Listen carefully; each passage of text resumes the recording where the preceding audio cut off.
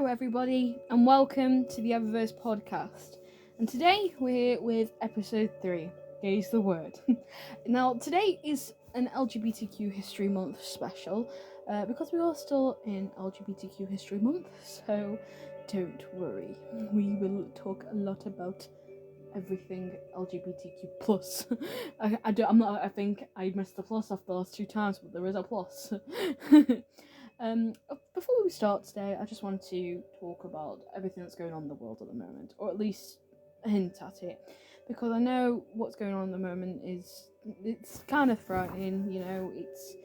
It's not something I ever thought I'd live through, but everything that's going on, even though it's scary, it's important to try and remain hopeful in the dark times. I know that's not much of a comfort, but I hope it's a little bit of something. Yeah. Obviously today we're going to be talking about LGBTQ plus topics, which obviously I thought a lot about, although my laptop's kind of broken, so I'm going to try and remember everything I wrote down to talk about. I thought we'd begin just by, with a prompt. A writing prompt if you're writers. Even if you're not much of a writer, maybe it would be something to help you with other things, like maybe drawing or things like that.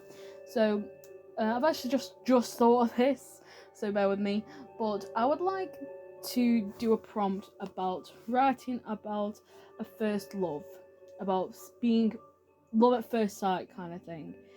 So write what you can with that. I like listening to music when I write. I've made so many playlists about my books and my writing. They're all on my Spotify. I'm tempted to kind of share them so other people can, get inspired. Because music for me, might not be for everyone, but for me, music really helps. I love listening to music. I love sharing music. I love being shared with. I like listening to what my friends listen to. I like listening to what my other family listen to. My favourite song, it usually changes, but one of my all-time favourite songs is My Silver Lining by First Aid Kit. I love that song. Every time I listen to it, I think of walking. I know that sounds a bit weird, but I always think about walking in an apocalypse kind of setting, where the world just seems a little bit broken and you're alone, but you feel like there are people always walking alongside you. I love that. I listened to it, I think the first time I listened to it, was playing Tales from the Borderlands. It's a Telltale game, based on the Borderlands series. I love that game. I'm tempted to replay it. But I think it was the beginning song of episode 5? Of episode 5 or episode 1. I think that's where I remember hearing it from. I'm going to be annoyed if it's not and I've just made that up. No, I love First Aid Kit. They're one of my all-time favourite bands. I'm not sure how to describe it. It's a band, but it's 2 people. Is it a duo? I'd say it's a duo. But I love listening to them. I love all their songs. Or at least all the ones I've listened to. There's probably loads I haven't. I love Wolves. That's a good one. Anyway, I'm going on a tangent. But yeah, if you want to write a prompt based on love at first sight, then go ahead and do that. Anyway, the LGBTQ plus narrative is often one that I often think about, because those letters can mean nothing to one person but everything to someone else. I remember during Pride, maybe last year, I saw a sandwich, and I'm not going to say which shop it was in, but it was one of the big ones, and they'd made an LGBT sandwich, like a Pride sandwich, and it was a BLT with guacamole. So it was lettuce, guacamole, bacon, tomato, and it was so weird because I was like, what? Because obviously I was like, maybe it is being supportive of the LGBT plus community. Maybe it's just like, what? I was like, why did they think of a BLT and thought, let's just split some guacamole on there? Obviously, Pride is a huge event. I've never been to an event, because it always falls on a Saturday. At least the events near me do, and I always see my brother on a Saturday, and I'm always too scared to go. I don't know why, because it's usually, a very pleasant time to go, and I often tell people people often tell me that it is worth going to one, even if you ever just go to one. And I was like, yeah, I will. One day I will go, I promise. I fit in the LGBT narrative. I fit in the B for bisexual, and that took me a long time to talk about. Even now, I sometimes think, I think I was maybe 14, maybe younger, when I first started thinking about it. And it was during a sleepover when we were all just talking, and I was like, I think I am, but I've never been brave enough to admit it. But obviously, I'm 20 now. I'm nearly 20. Well, I'll say nearly. I'm 21 this year. And it's only really when I started college when I started talking about it more. I think it's because it was a safe space to do so. At my college, we had the rainbow flag, the trans flag, and the bi flag in the atrium, and I always used to say it was like a beacon for the gays. They all just round up and go in. We had a pride. What's it called? Society at my college, and we have one at my university as well. My uni is also very accepting. I've been quite lucky of where I've been going in my life to be a place where accepted, and because they're both accepting places, I often forget that there are people who unfortunately don't have those safe spaces and often find it very difficult to, talk about themselves, which I think is awful, because everyone should feel safe to do so, but obviously that's just not the case. Like I said, I was maybe 14, 15, possibly younger. I can't quite remember because it feels like ages ago. And now it's just a part of who I am. I don't make it, the part of me, but it is our part of me, and it's not something I can forget. Because I didn't even register in my head for a while that I was bi, which is weird to say, but it is true. I think maybe I felt like it was a safe time to admit that to myself. And sometimes when I was younger, I often thought, maybe I'm not. Maybe I'm just saying it for the sake, because a lot of people in my generation often say they are. And some people say there's too many of them. And that might be the case, but I don't think it is. I think it's because in my generation, we are more accepting of each other, whilst also being horrible. We have a weird mixture of the two. But luckily, I don't think I'm too horrible, or horrible at all. That might be a bit narcissistic to say so, but I do believe that people should be who they are. There are often times when someone announces their sexuality and I'm like, okay. Other people will be like, ooh, what? How? Like, there are some terms I'm still confused of what they mean, but I never question them to judge. I usually question them because I'm curious and I want to learn more and educate myself more. Like demisexual, I'm still not sure what that is, but I know when people say they are, and I'm like, yeah, you are. You rock. You do you. Because I think when we often say LGBT, we forget there is a plus, and we forget that there are other people who don't fit into those categories. We have that's lesbian, gay, bi, and trans. I have to think there for a sec, because sometimes I get the B and the G the wrong way around. I remembered someone saying the alphabet mafia, and I love that, and I use that all the time. I don't know why, I just love saying it. It just sounds great. It's like we're a secret criminal underground, even though we're obviously not. I know many lesbians, I know many gays, I know many bis, I know well, not many, but I know a few trans people. I know a few. I don't know many, but I'm always a safe space. Even if people don't necessarily feel safe to say it out loud, I at least want them to be safe to, express a part of themselves, and I'm not sure whether it's expressed anywhere else. Yeah, I like writing for the LGBT narrative as well. A lot of my characters fit into the narrative. There are a few that don't, and that's okay as well. I don't watch many gay romances or gay movies as such, at least not that it's is the central point of the movie. But there was one of my favourite films. Sorry, I'm just choking. One of my favourite films is a film called Pride. I think it was 2014 when it came out. I could be wrong. But it's a real story. It's about the miners' strike, and a group of gays helped the miners to win their strike, and the miners obviously were a bit taken back at first And I think a lot of us have been guilty of doing that. Judging before we're educated, we've been ignorant. Which isn't, it's not great to do that. But I love the story and I loved watching it. I watched it when I first watched it. I maybe watched it 5 times in a row because I just loved it. I loved the story. I loved how people of two very different communities came together to form one. It just felt really nice. And I was like, why can't everything be like that always? But that's a question for another time, isn't it? But yeah, so the history of the gays. I know that's probably not the best way to describe it, but in my head, I'm like, that's what it is now, the history of the gays. I didn't know it was LGBTQ History Month in February, and there's a reason. I go on Tumblr a lot, and a lot of the time on Tumblr, it's often Americans, and I'm an idiot, and I forget. I'm like, oh shit, yeah, because when we have our LGBTQ History Month, Americans have their Black History Month, whereas our Black History Month is in October. Because I remember seeing loads of posts celebrating. I was like, are these really late or really early? And I was like, no, other parts of the world celebrate it at different times. But I remembered reading something about if I can remember now what it was about.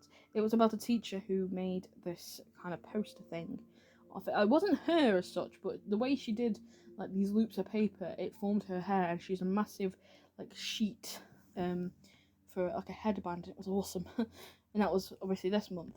At my uni, we in the driveway up to where you drive to go up to the parkings, like the car parks, we had a massive banner that says LGBTQ History Month and we celebrate it, and I was like, awesome, that's amazing, 10 out of 10.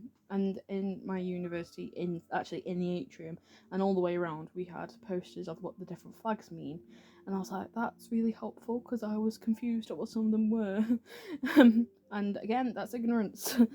But there is so much we have to learn these days, and obviously you can't learn every bit about it, but as long as you're like willing to learn, or you're accepting, I don't think there's too much of a problem. I think it's when you're definitely against it, when you're like, no, I don't want to learn, no thanks, I don't need any more shoved down my throat, and then you turn away. But yeah, like I said, I love writing for the LGBT narrative as well. My main character, I used to say she was a mirror of me, but then as I got to writing her, I realised no, that's not the case. She has many personality traits, let's say, that I think are not of me, but things I aspire to be, or things I hate about myself. Yet, she is bisexual in the books as well. That's not really a pivotal point of her character, but is an addition to her character. Because obviously, it's a series of books and stories, and there's a lot about her that we learn throughout the books that you might think is unnecessary, but it is necessary to her character. And the second main protagonist we get introduced to in book 2, which is coming out next year, hopefully. Fingers and eyes crossed, everything crossed. He is pansexual. That is not really explicitly said in the books, but he is. I often get asked by people, what does pansexual mean? Like, what does it mean? They like kitchen stuff? No, that's not what it means. I don't know how to fully describe it, but I know what it is in my head. A lot of people say it's like a branch from bisexuality, and I suppose in a way it is. A lot of people say when it means you like everyone, and there'll be people that go, but there's just two genders. It might be to you, but there isn't. There's loads of different people who have different things, and that's okay. You don't have to understand it, but just in your head, just say that's what the people are saying about themselves, not causing any harm, so it shouldn't be an issue. Just lately, I have been writing book 4. Book 4 is more. There's a lot of things in book 4 that have been from my own experiences, particularly during school. because it follows the story of Mel, who you should meet at the end of book 2, so I won't say too much about her. But in her classroom, there are lots of people who are reminiscent of people I've known throughout school, college, uni, etc. And in my generation, because we are more accepting of these things, there are characters who explore those things. We have quite a few trans characters in book 4, which I think is great. I am guilty of not including many, and it's not because I don't like trans people. That is not the case. I do. I'm very accepting of them. I understand that I may not understand everything about them, and that's okay, you know? I'm forever learning, and I don't mind. I will enjoy learning more about people. Anyway, because during my school years, in high school, I didn't know any trans people because we're still learning about a lot about ourselves when we're in high school. It tends to be, I've noticed, during like the mid of the high school years after, when people start to realise about themselves. Because in college, I knew quite a few. And I wasn't really close with any of them just because I didn't see them a lot. I might have saw them splittingly, I might have had a nice conversation with them, etc. We talked about nerdy things, you know how it is. University, however, I knew quite a few. There's someone in my class who I see all the time. He's very lovely. And I don't know many adults who are, because partly because I don't know many adults, and even though I myself am an adult, but it's a part of the LGBTQ narrative, and as I said, I'm forever learning things, and I like learning things, because I've always been a learner, so this is just learning about different things, which is good, but we should be taught about it anyway. Or we should have more access to learning about these things. And you might think, but do I need to? Maybe not, but you never know, you might learn something new. There is also non-binary, which I am never quite sure where it fits in the letters, but I know it fits in because it just does. I have a non-binary character in book 2. They're simply known as the Outfitter. We don't learn their name in book 2. I am not sure if we'll see them again, but they're called the Outfitter. They are from space, and they're quite old. I'm not going to say how old because that might spoil it, but they're very cool. They obviously use they them pronouns, and they don't feature a lot in the book per se, but they do feature quite heavily in a couple of scenes. And I thought, why not introduce a non-binary character? And I did. There's quite a few in book 4. None in book 3, I don't think, unless they're background characters. But like in ordinary life, my characters often develop. They often change the way they are, change their pronouns, change what they physically look like throughout the books because the story takes place over a few years. There is a character in book 4 who uses she/they pronouns. There's one who uses they them pronouns, and there's one that uses he/they pronouns. I know quite a few people who do use they them, she/they, he/they pronouns, and sometimes I get confused. But you know, I apologize.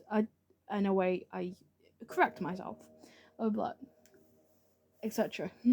I couldn't think of the word there. I was like, no, but I think, you know, people can make mistakes, and some people don't adapt to changes straight away, but there are people who don't adapt to changes straight away, but they are open to changing, you know. Like, it's a much of a process for that person as it is for the people around them. Even though it is obviously more important for the person who is going through those changes. That doesn't need to be said, I don't think. But yes, there are obviously many gays throughout history who are important. The ones that first went through those changes to adapt to change. There were people who were willing to stand up and make those changes. Obviously, it's not a fun thing to do. It's a dangerous thing to do because you're openly defying the norm and you're wanting to change it, which is so great, but sometimes it's so difficult to do so. It doesn't happen overnight, and even today there are things that are fighting for that we've been fighting for years, you know. And that road is a long one, but it's an important one. The first Pride event was a riot, and we wouldn't be where we are today without those people. So we do owe it a lot to them. The gays of the past, in my mind, are glowing. They're shining wherever they are, and what they went through, the struggles they went through, they did it for us, and they did it for them, and I think that's beautiful, you know?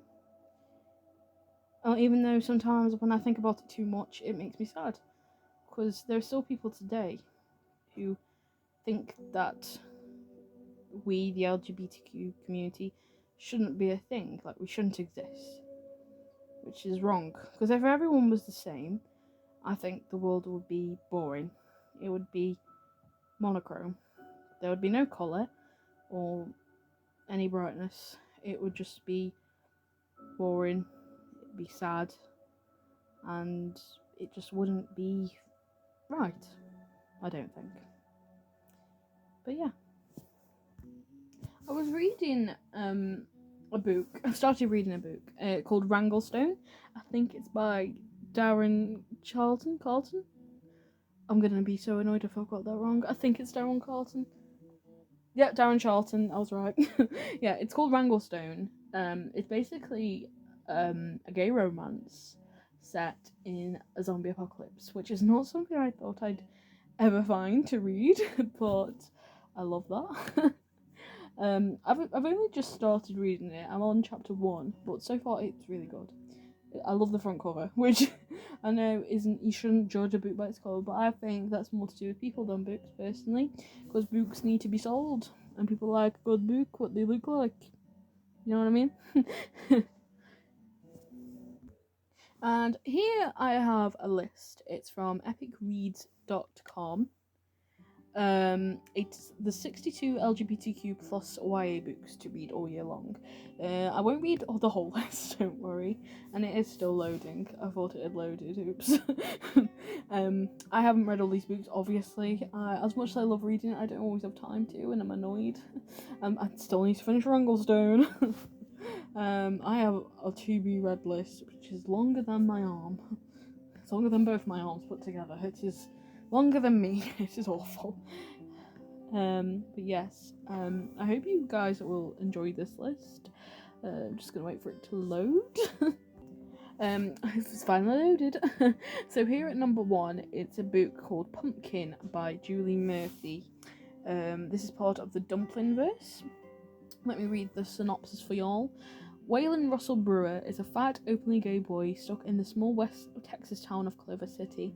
His plan is to bide his time until he can graduate, move to Austin with his twin sister Clementine, and finally go full Waylon so he can live his Julie the Hills Are Alive with the Sound of Music Andrew's Truth. I love that. That actually sounds really nice. I'll read that. I'd read that. Oh gosh, this page is buffering. I hate it when that happens. This one's number 2. It's called The Darkness Outside Us by Elliot Schrethra. I hope I'm pronouncing that right. This is the synopsis. 2 boys alone in space. Sworn enemies sent on the same rescue mission. Ambrose wakes up on the coordinated endeavour with no memory of a launch. There's more that doesn't add up. Evidence indicates strangers have been on board. The ship's operating system is voiced by his mother, and his handsome, brooding shipmate has barricaded himself away. But nothing will stop Ambrose from making his mission succeed, not when he's rescuing his own sister. In order to survive the ship's secrets, Ambrose and Kodiak will need to work together and learn to trust each other, especially once they discover what they're truly up against. Love might be the only way to survive. I like the sound of that one. Let's have a look. Okay. This one is at number 4, The Unpopular Vote by Jasper Sanchez. Optics can make or break an election. Everything Mark knows about politics, he learned from his father, the congressman, who still pretends he has a daughter and not a son. Mark has promised to keep his past hidden and pretend to be the cis guy everyone assumes he is. But when he sees a manipulative I will be able to read this. But when he sees a manipulatively charming candidate for student body president and flame dangerous rhetoric, Mark risks his low profile to become a political challenger. The problem? No one really knows Mark. He didn't grow up in this town, and his fellow friend. I will be able to read. Let me try again. The problem? No one really knows Mark. He didn't grow up in this town, and his few friends are nerds. Still, thanks to the scandal and the West Wing, they know where to start. From campaign stops to voter polling to a fashion makeover. Oh my god, I'm so sorry, guys. I'm so sorry that I can't read. I think I was rushing in my noggin. I'm so sorry. Here's another one. This one's at number 7. All Kinds of Other by James C. 2 boys are starting over at a new high school. Jules is still figuring out what it means to be gay, and just how out he wants to be. Jack is reeling from a fallout with his best friend, and isn't ready to let anyone else in yet. When Jules and Jack meet, the sparks are undeniable. When a video linking Jack to a pair of popular trans vloggers is leaked to the school, the revelations thrust both boys into the spotlight they've been trying to avoid. Suddenly, Jack and Jules must face a choice: to play it safe and stay under the radar, or claim their own space in the world together. Ooh, that sounds nice.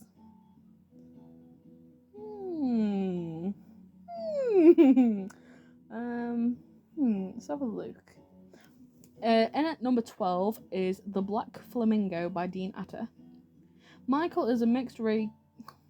I'm going to try again. I'm so sorry that I cannot read today. Michael is a mixed race gay teen growing up in London. All his life, he's navigated what it means to be a Greek. Cypriot? This isn't me not being able to read, it's that I can't pronounce this word. And Jamaican, but never quite feeling Greek or black enough. As he gets older, Michael's coming out is the only start of learning who he is and where he fits in. When he discovers the drag society, he finally finds where he belongs, and the Black Flamingo is born. Told with raw honesty, insight, and lyricism, this debut explores the layers of identity that makes us who we are and allows us to shine. Ooh. Right. I can see on the front cover that this has actually got the Stonewall Book Award, which is a biggie. That's a biggie, that is, guys. So have a read. Have a read if that's your thing, because it must be good if it's got an award. You know what I'm saying? I'm so bad that I've not been able to pronounce much today. Okay. In at number 15, The Fascinators by Andrew Elopoulos. I think that's a great name. I could be wrong. I can't pronounce it. Sorry. I am butchering this today. Living in a small town where magic is frowned upon, Sam needs his friends, James and Delia, and their time together in their school's magic club to see him through to graduation. But as soon as senior year starts, little cracks in their group begin to show. Sam may or may not be in love with James. Delia is growing more frustrated with their amateur magic club, and James reveals that he got mixed up with some sketchy magicians over the summer, putting a target on all their backs. With so many fault lines threatening to derail his hopes for the year, Sam is forced to face the fact that the very love of magic that brought his group together is now tearing them apart. And there are some problems that no magic can fix. Ooh, right, that's gay and magic. If that's your thing, have it. I love gay, I love magic. You sold me. Let's have a look.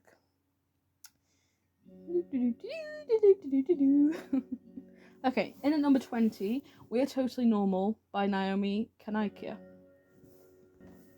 Nandan's got a plan to make his junior year perfect, but hooking up with his friend Dave isn't a part of it, especially because Nadan has never been into guys. Still, Nadan's willing to give a relationship with him a shot, but the more his anxiety grows about his sexuality means for himself, his friends, and his social life, the more he wonders whether he can just take it all back. Is breaking up with Dave the only person who's ever really gotten with him? We're feeling normal again. Ooh, lovely. Is it like a friends to lovers kind of thing? Because I like that. At least I think that one's more about self-identity. You know what I mean?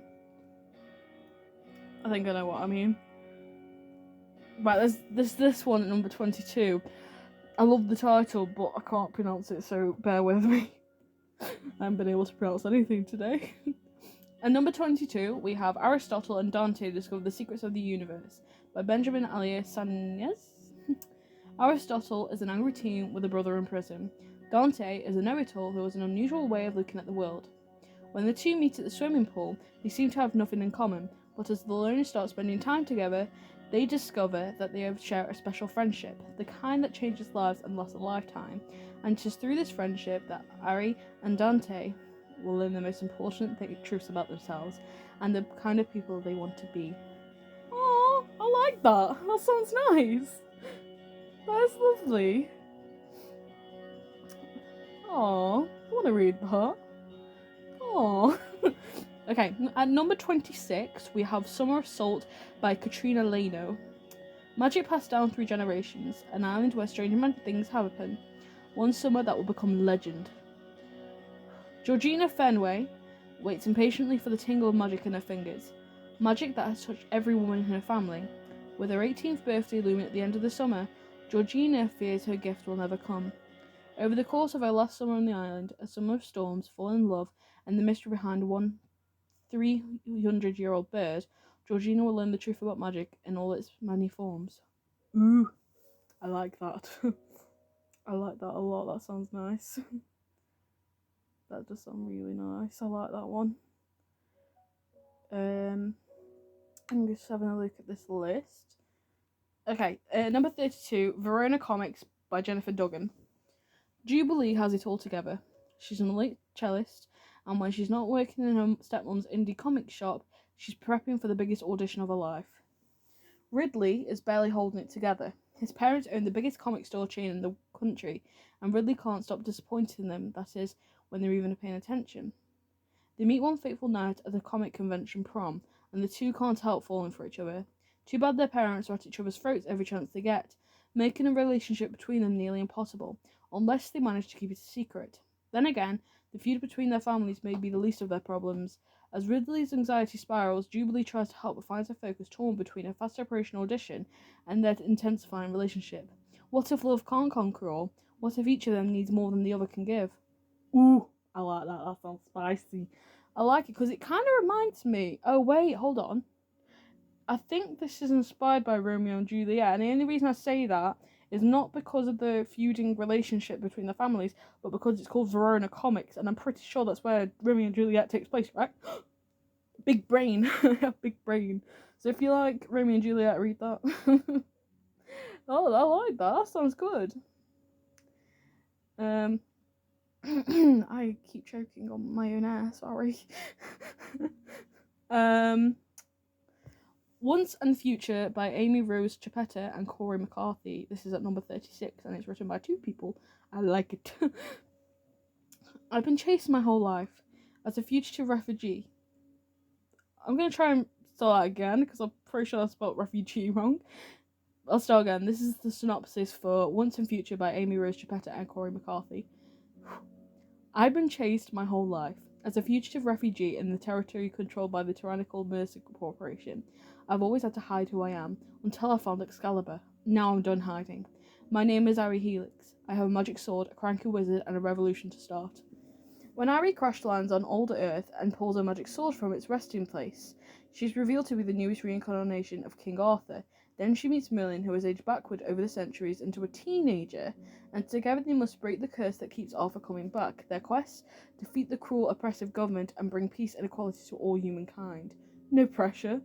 I like that. That sounds interesting, actually. I'd give that a read. If you like Arthur and the Round Table and that kind of good stuff, I'd give it a read. Let's have a look. How many? 62. I can remember. I was like, what many was there again? Okay. And at number 40, we have Crown Chasers by Rebecca Coffindaffer. That is an amazing last name. I love that. A deadly race across 1001 planets will determine more than just the fate of the Empire. Alyssa Farshot has spent her whole life trying to outrun her family legacy, even leaving behind the kingship and her uncle the Emperor for a life of exploring. But when her dying uncle announces a crown chase, a search for the royal seal hidden in the Empire that will determine the next ruler, Alyssa is thrust into her greatest, most dangerous adventure yet. Do you know what this reminds me of? It reminds me of Stardust. You know that film with Charlie Cox and is it Robert De Niro? I love that film. I used to watch it all the time. But yeah, it reminds me of that, because if you haven't watched the film, basically the king dies and his magic amulet, I say magic, his amulet flies off and his heirs have to go find it. That is kind of reminds me of that. I don't know if it's inspired by that, but if it is, I called it. Oh, this is one I know. I have this book. I haven't had a chance to read it yet, but I bought it from Blackwell's. It's called Last Night at the Telegraph Club by Melinda Lowe. It's on my bookshelf at the moment. I'm looking at it. This is in at number 45. 17-year-old Lily Who can't remember exactly when the feeling took root, that desire to look, to move closer, to touch. Whenever it started growing, it definitely bloomed the moment she and Kathleen Miller walked under the flashing neon sign of a lesbian bar called the Telegraph Club. Suddenly, everything seemed possible. But America in 1954 is not a safe place for two girls to fall in love, especially not in Chinatown. Red Scare paranoia threatens everyone, including Chinese Americans like Lily. With deportation looming over her father, despite his hard-won citizenship, Lily and Kath risk everything to let their love see the light of day. Oh, I like that. That sounds good. And I should know because I've got it. But like I said, I haven't had a chance to read it yet. I'm joking again. This is a great episode today, guys.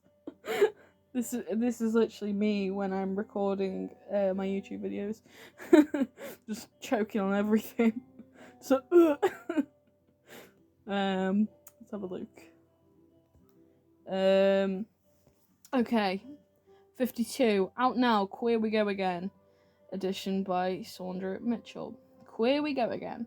A follow-up to the critically acclaimed All Out anthology, Out Now features 17 new short stories from amazing queer YA authors. Vampires crash prom, aliens run from the government, a president's daughter comes into her own, a true romantic seeks to... I'm rushing, I'm sorry. A true romantic tries to soften the heart of a cynical social media influencer, a Selkie and the Sea call out to a lost soul. Teapots and barbershops, skateboards and VW vans. Street Fighter and Area Sword. Out Now has a story for every reader and surprise them with each turn of the page. Okay, so this is like an anthology.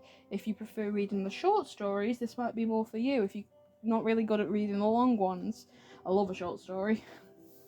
I can bash them out in like 10 minutes if it's short enough. Okay. At number 55, we have Dark and Deepest Red by Anna Marie McLemore. Summer, 1518. A strange sickness sweeps through Strasbourg. Women dance in the streets, some until they fall down dead. As rumours of witchcraft spread, suspicion turns towards Lavinia and her family. Lavinia may have to do the unimaginable to save herself and everyone she loves. 5 centuries later, a pair of red shoes sealed to Marcella Olivia's feet, making her dance uncontrollably. They drawn her toward a boy who knows the dancing fever's history better than anyone. Emile, whose family was blamed for the fever 500 years ago. But there's more to what happened in 1518 than even Emile knows, and discovering the truth may decide whether Marcella survives the red shoes. I don't know why, but this reminds me of Snow White. I don't know why.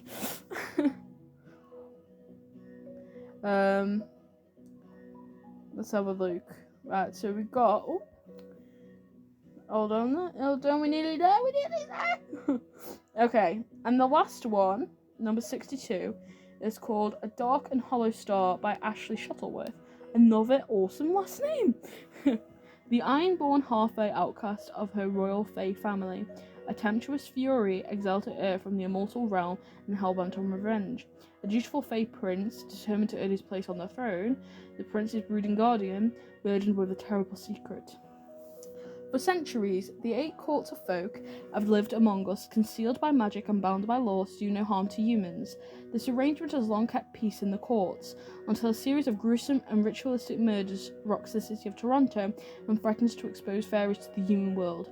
4 queer teens, each who hold a key piece of the truth behind these murders, must form a tenuous alliance in their effort to track down the mysterious killer behind these crimes.